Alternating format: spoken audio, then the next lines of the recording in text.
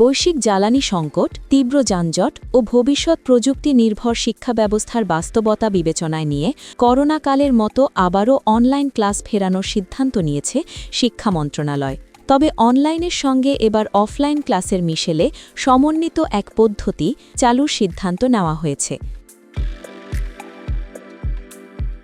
এছাড়া একযোগে সব স্কুলে নয়, বরং সক্ষমতা বিবেচনায় নির্বাচিত কিছু শিক্ষা প্রতিষ্ঠান দিয়ে পরীক্ষামূলকভাবে এই যাত্রা শুরু হবে বলে জানিয়েছেন শিক্ষামন্ত্রী ড.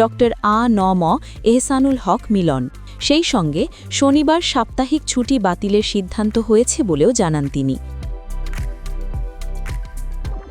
বৃহস্পতিবার ৯ এপ্রিল রাজধানীর আন্তর্জাতিক মাতৃভাষা ইনস্টিটিউটে এক সংবাদ সম্মেলনে এসব কথা জানান শিক্ষামন্ত্রী।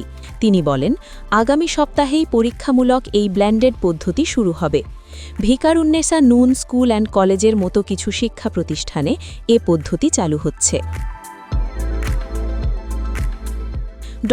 আ.ন.ম এহসানুল হক মিলন জানান, সিদ্ধান্ত অনুযায়ী সপ্তাহে ৬ দিন ক্লাস হবে। এর মধ্যে ৩ দিন অনলাইনে ও ৩ দিন সশরীরে ক্লাস হবে।